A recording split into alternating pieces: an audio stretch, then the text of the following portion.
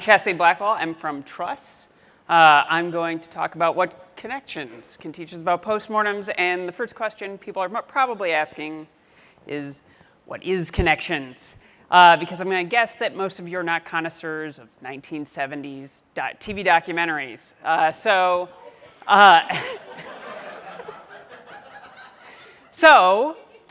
Connections was a 10-part history of science documentary that aired in 1978 on the BBC, and later, a year later in the US on PBS. This is James Burke. He was the host and creator of the series. He was a BBC science reporter in the 1960s, starting in the 1960s. And before he made Connections, he anchored the BBC's coverage of the Apollo moon landings, and hosted a number of other science shows. So for Connections, Burke and his crew spent 2 years, almost 200 million of today's dollars, visiting 150 locations in 22 countries, making the TV show. Just to put that in perspective, the most expensive movie of the 1970s was the Richard Donner Superman with Christopher Reeve, released in the same year, which cost only a few $1 million more. The bulk of the series takes us through the circumstances, events, and ideas that led to the creation of 8 specific technologies that are key to the way we live in the modern world. The atom bomb, mass communication, the computer, timekeeping, jet aircraft, plastics, food preservation, and rocketry. Or to be more specific, they trace one of the many paths that led to the creation of these technologies. Burke himself states that in these episodes, you could just as easily trace a number of other paths through history to get to the same place, because these things are also interconnected. Throughout the series, Burke rejects a common method of portraying history as a series of straight-line events. Instead, he's showing that the flow of history is riddled with tangents and false starts, that seemingly unrelated events and technologies created surprising results no one at the time could have possibly understood. And that most new technologies are really just collections of previously existing technologies deployed in some new way. The first and last episodes are a little different. The first episode begins by talking about how we're all trapped in a complex web of technology that we only barely comprehend, yet upon which we're entirely dependent. He illustrates this point by talking about the Northeast blackout of 1965, where a misconfigured protective relay in the Niagara Falls power station detected an overload on a transmission line, triggering a cascade failure that brought down power throughout the Northeast United States and Ontario. I suspect for anyone who's dealt with a distributed systems outage, it's going to sound very familiar if you watch this. More specifically, though, Burke shows how this failure affects a number of specific people in New York City. A group of subway travelers, doctors delivering a baby, diplomats at the UN, and pilots trying to land at JFK. All of these people were prey to a piece of technology that most of them simply took for granted if they knew it existed at all. Burke goes on to ask the viewer, what would you do if you were in that situation and the power didn't go out for a few hours, but forever? Would you be able to build that web of technology from scratch? The last episode of the series, Yesterday, Tomorrow, and You, is Burke's attempt to sum up how technological change and the increasing pace of technological change in modern times is making the future more and more cloudy. Hundreds of years ago, you could expect to have a life that was relatively similar to that of your parents. As time has progressed, however, change accelerated, and now we're not even sure what it will look like in 5 or 10 years. As Burke says, thanks to science and technology, people have begun to know that they don't know so much, and that realization is rightfully causing a great deal of angst among people who are least able to make decisions about what exactly their future is going to look like. Many of the questions that Burke poses in this last episode about how we deal with this breakneck pace of change are still relevant today. What does it mean to use things we don't completely understand? Things upon which we are or become completely dependent. what are the options for people who are completely at the mercy of modern technology they have less and less control over? And how do we teach people to use technology in a way that is empowering for everyone rather than a subset of a small privileged few? Even 40 years after it debuted, Connections is one of those things I can watch over and over again and still find something new to pull out every time. He'd go on to make a couple more versions of this series, but none of them had the same thesis or the same budget.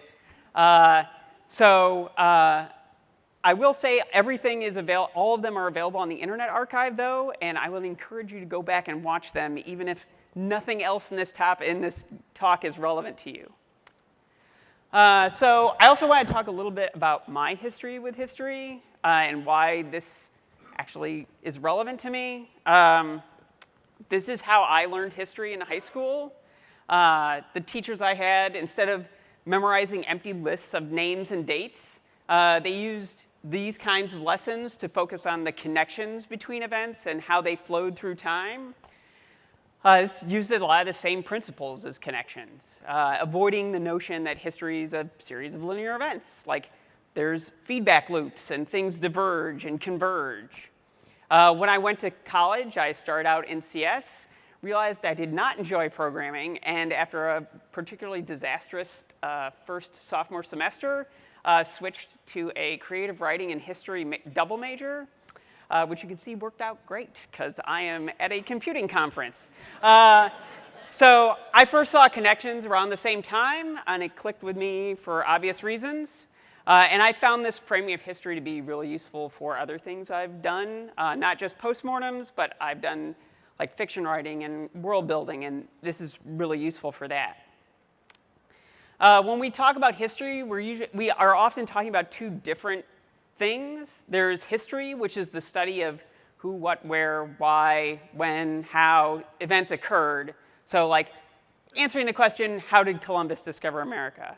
On the other hand, there's historiography, which is sort of the meta-study of history, how we study these events and record them.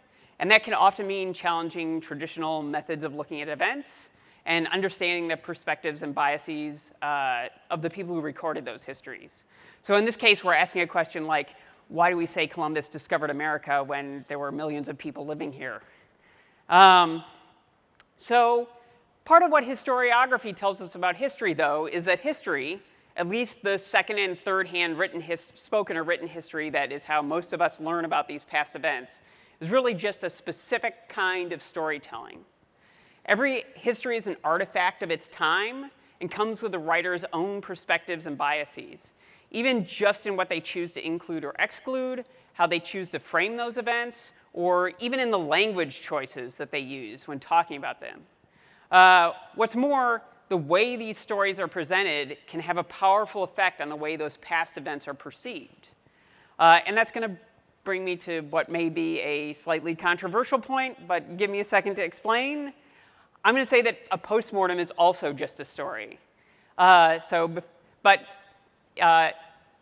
you get out your pitchforks and torches, just in case, give me a second to explain. So like people like John Allspaw will say, forming the narrative of your incident before you finish the research is incredibly counterproductive.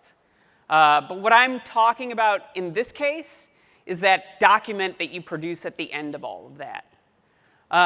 That's going to be how 90% of the people at your organization learn about this, because they weren't involved in the incident and they probably weren't involved in the investigation.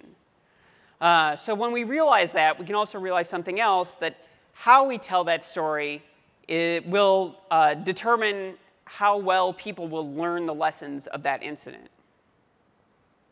And storytelling is important because a completely logical, rational brain does not exist. We can tell ourselves all we want to see is the data, but research has shown that's just not the case.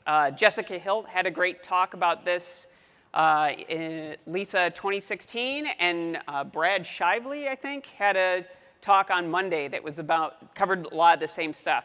So if you want to know why that's the case, watch those. So back to the thing you're probably actually here about, postmortems. So when we're doing postmortems, we're usually stuck balancing between two competing goals, accessibility and complexity. So Allspaw points out in his article, The Infinite Hows, that one of the most common flaws with incident analysis is oversimplification. Taking a complex incident caused by many competing factors and environmental conditions and boiling it down to a simple A led to B led to C.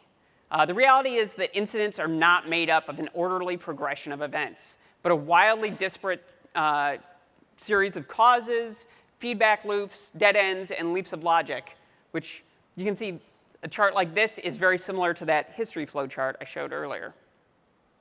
So many of us, in an effort to correct for this problem, will just collect all the data we possibly can, metrics, logs, timelines, personal recollections of events.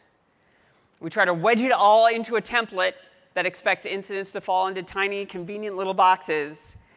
And then we send it out to the rest of our organization, satisfied in our knowledge that we've identified the problem. Now that everyone knows what it is, we'll never have problems again. Meanwhile, everybody else at your company skims down your giant postmortem to the list of 5 action items and then files it away, never to be seen again. Somebody in the Stella report referred to this as write-only memory, which, at least in my experience, is not uncommon. So there is value to collecting all of this data, and it's super important to pull it out and expose it during that investigation. Sometimes people have no idea what is important until they go through that process of talking about their experiences. But if nobody reads your postmortem artifact, if no one except the people involved in the incident or directly involved in the investigation actually understands what happened, that postmortem really only accomplished part of its goals. We want everyone to learn from our experiences, not just us. But popular education programs, like Connections or Carl Sagan's Cosmos, have to deal with this same conflict. How do we present a fundamentally complex and nuanced subject in a way that helps people not only understand the subject, but have an appreciation for how complex it is underneath that veneer of understanding? So that brings us to the central question, which is what can Connections teach us about writing these stories? And what techniques does Burke use to communicate his version of history to us while trying to preserve as much nuance as he can? The chief technique that he uses, and the one that gives the show its name, is showing the surprising relationships between people, events, and technologies. So yes, how do we get to the computer? Well, he says it starts with Roman aqueducts that lead to water wheels powering looms that can make tons of linen, which gives us people wearing underwear for the first time, that leads to cheap rag paper. And all of this paper and not enough people who know how to write creates the perfect environment for the printing press to come about from the merging of a number of other different inventions. This gives us books that describe Greek and Roman waterworks and simple machines like automated organs that used peg cylinders that inspire French weavers to use them for weaving silk in their looms, using perforated cards, which gives a census worker in 1880 the idea to use these same cards to record people's biographical information, which leads to the invention of the punch card. Of course, that's only one part of the computer, and only one part of the computer in 1978. He doesn't even talk about the invention of the vacuum tube, the transistor, the teletype, or 100 other things that are critical to the working of a modern computer or a 1978 computer. These same kind of relationships are the most interesting things that come out of a postmortem usually. I don't know about you, but I've been involved in a number of incidents where I found out that some service is dependent on some other service, and I had no idea they were related, even if it's 2 or 3 steps removed.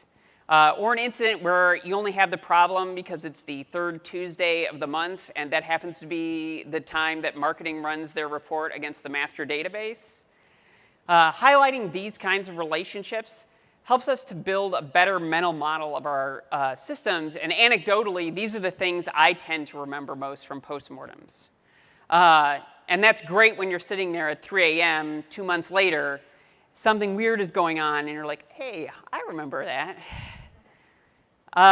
Another technique that Burke uses is zooming in and focusing on one person or one event to show how they were important in the chain of unlikely events. For instance, he brings us the tale of the down-on-his-luck Earl of Dundonald, Archibald Cochrane, Inheriting a title and some land, but little else, Cochrane turned to invention to try and strike it rich. It just so happened at the time that the British Navy was experiencing a bit of a crisis.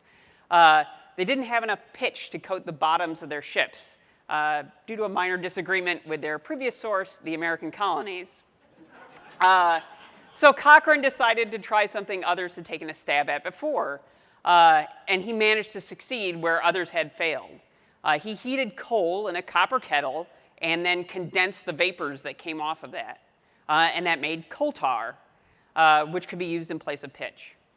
Unfortunately, by the time he figured out how to do this, the British Navy had said, screw it, we'll just put copper on the bottom of all our ships. And so Cochrane ended up dying in obscurity and poverty somewhere in a Paris slum, but his discovery helped kick off the field of industrial chemistry that would eventually lead to the invention of modern artificial dyes and plastics.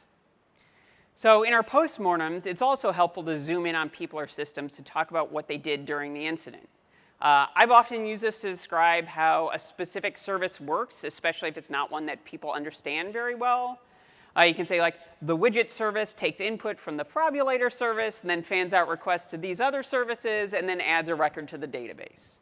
This is extremely important if how that service works is key to understanding what happened during the incident. If people don't have that base level of understanding, they won't be able to understand anything else. You can also zoom in on a person to help illustrate what happened during the incident. If Alice was the person that figured out what was going on, telling us how she was able to figure that out can be extremely helpful. Was it a metric that gave her a clue? Or maybe she remembered an email somebody had sent out a week ago? Looking at these kinds of details can tell us where we might be able to do a better job surfacing these things before they cause a problem or teach us new diagnostic techniques. One of the other things that Burke emphasizes many times over the course of the series is looking at events from the perspective of people in that time without the benefit of our position in the future knowing what happens. History is filled with examples of people making decisions that seem completely counterintuitive or don't make any sense at all from our point of view, which made perfect sense, or at least make sense in the context of things at the time. For example, the first artificial dye was discovered by a British chemist, William Henry Perkin, in 1856 while trying to find a way to produce synthetic quinine to fight malaria. But because in Britain, a university education was not seen as a gateway to a professional career, but as a preparation for entering the upper class, and because profits were so much easier to get from the British colonies, industrial chemistry didn't really take off in Britain. Instead, Germany, which had invested heavily in universities and technical schools, and where they encouraged links between universities and industry, took the lead. Or take the jacquard loom, which I mentioned earlier. Made it possible to make elaborate designs in fabrics. Despite being a French invention, there's not much demand for elaborate, expensive fabrics there after the Revolution. So where it really takes off is somewhere else entirely, Paisley, Scotland, which gives its name to the fabric that's synonymous with that sort of design. This is essentially the same thing that Decker and Allspaw talk a lot about when they talk about incident analysis. We have to look at things from inside the tunnel. Doing this helps create empathy with the people who are involved and gives us a much better picture of how they made the decisions and why they took the actions they did.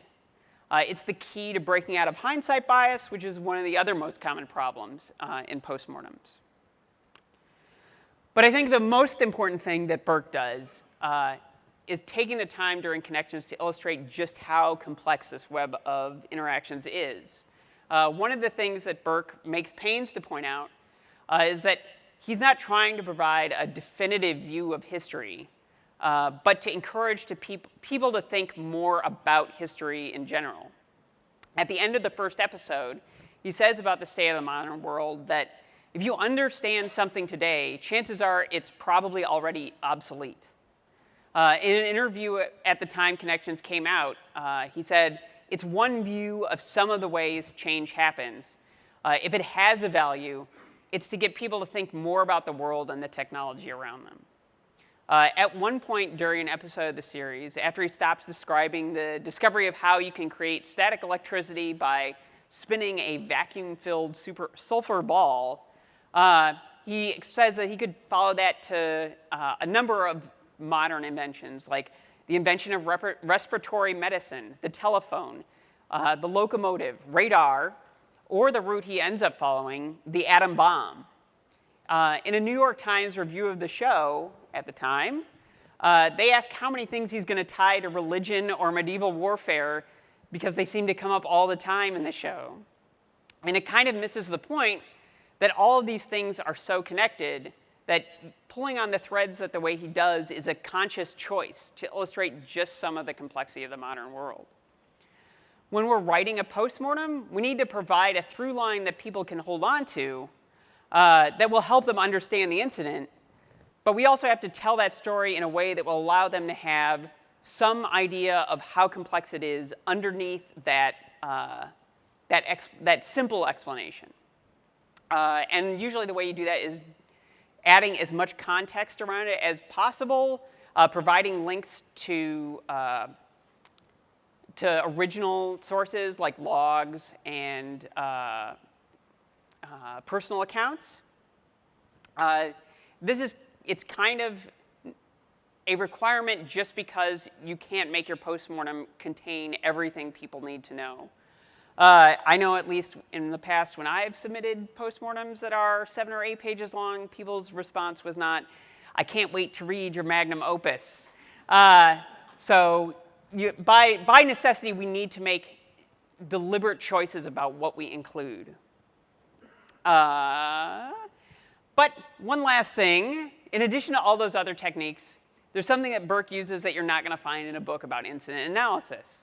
He devotes a significant amount of effort to making the show engaging, entertaining, maybe fun if you're into that. It uses reenactments, exotic locations, wordplay, visual gags, and all the other tools of cinema to turn what could be a dry history lecture into something that creates memorable moments. Not just because of the content, but because of the presentation.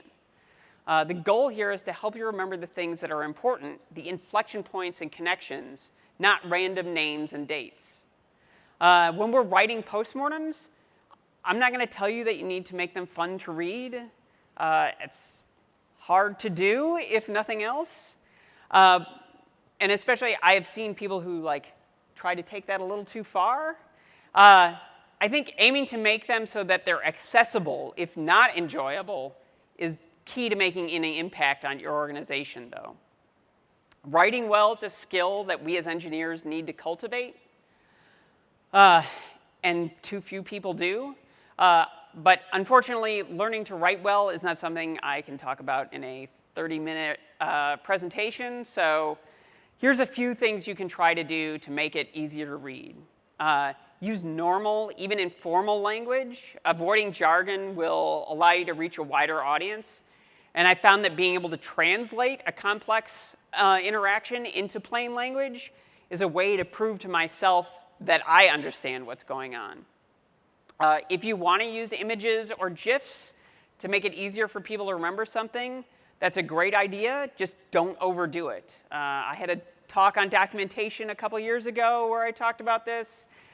Images can be a great help in conveying information, especially where postmortems are usually write once, read many, so you're not going to need to change them. Just make sure what you're actually using in the postmortem is relevant to the subject at hand. I've seen a lot of people just shove in meme GIFs, and what that means is that people will remember that meme GIF, but not anything about the postmortem. And don't just recite a litany of events without connective tissue between them. It's okay to include storylines, as long as you're keeping that context and avoiding trampling on the nuance that we need to preserve. With all this said, though, Connections is by no means a perfect historical narrative. In addition to the fact that it is hardly comprehensive by Burke's own admission, there's a number of parts that seem dated 40 years later, and I don't just mean the leisure suits or the punch cards or the other 70s ephemera. I think it'd be fair to say that despite what seems like a concerted effort to deliver a global perspective, Connections is still very Western Eurocentric, and I think it's still locked into the view that the modern consumer capitalist system is seemingly inevitable. None of us is free of bias, and I think it's fair to argue that some of the techniques I talked about earlier make it easier for that bias to creep into our writing. So what can we do to resist that? Really, the most important thing you can do to avoid letting these techniques affect the postmortem is avoid trying to tell a story until after the investigation. Collect all the information you can, read those chat logs, look at those charts, talk to the people involved, and then start seeing how the pieces fit together. This is not easy to do because as humans, our brains are wired in such a way to build those narratives automatically. But by being aware of this fact and that we're prone to do this, you can at least try to fight back against it. And make sure that your perspective is not the only perspective included in the postmortem by collecting the experiences of everyone involved in the incident. To elaborate on that a little more, one of the ways I try to avoid hindsight bias is by going through and making the timeline first. But very deliberately, I'm not trying to investigate anything at that point. All I'm looking through when I'm reading through logs is things that happened and when they happened, not how or why. How and why are where bias starts to creep in. As Decker says, causes are not found. They're not something that exists in nature. They're constructed by humans trying to build those narratives. If we can get the most complete view of those events possible before we start building those narratives, we can come at that cause construction without falling prey to tunnel vision.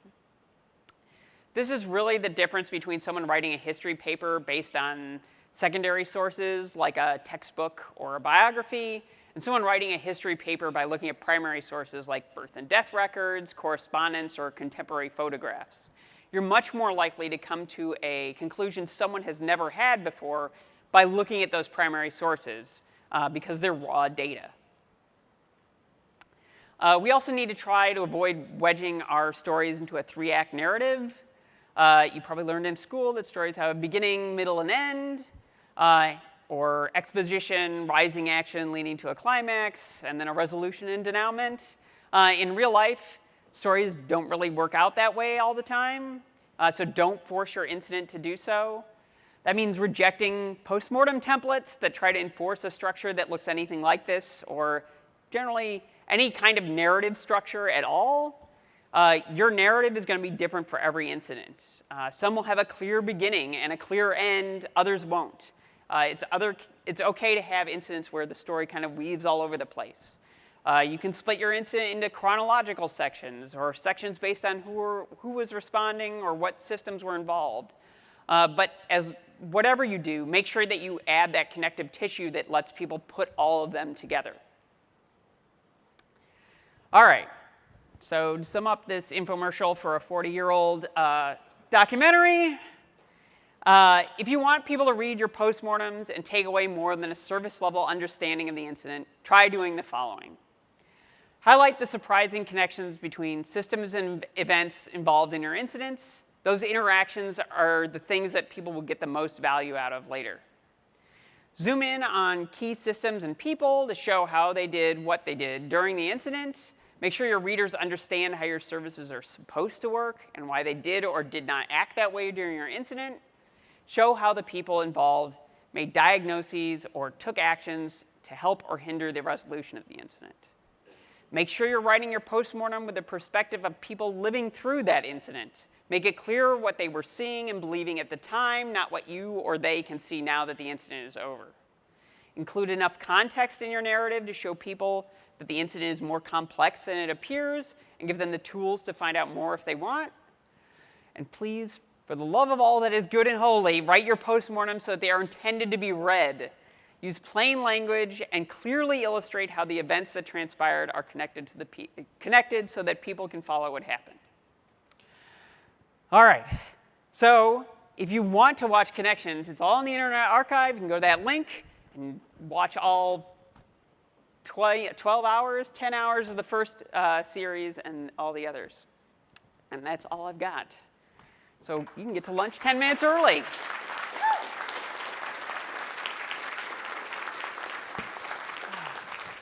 Well, thank you, Chastity. If people have questions, please come up to the microphone to ask them. Howdy. Was curious if you had any opinions about the concept that postmortem should be a thing that are presented as opposed to just a document shoved in front of people to be read. Can you explain more what you mean? So it seems to me that often people are able to take in information better in a context like this, right? Actual presentation with a conversation perhaps and all that, as opposed to just being given a document no matter how well written. And was just curious if you had any opinions there. So I think it really depends. At least at previous places I've worked, it would have been probably impossible to like present every postmortem. And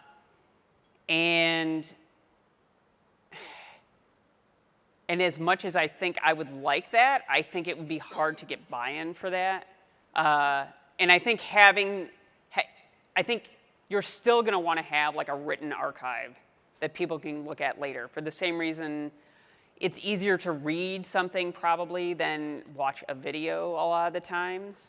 On the other hand, if there's a particularly serious incident, I think there's a lot of value to having a presentation about it that's visible to people to kind of bubble it up. And I think it can also be a little more lively if it's a presentation as opposed to a document. And I think that also is partly related to how well people write versus how well people present too. So I think there's a lot of factors in there, and it's not quite so cut and dry. I think both have merit, I guess, is the easier way to put it.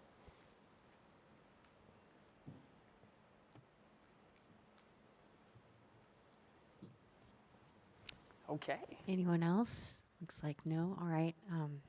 Just before we give a final round of applause, I want to remind you that lunch is going to be downstairs. And once again, thank you to Chastity.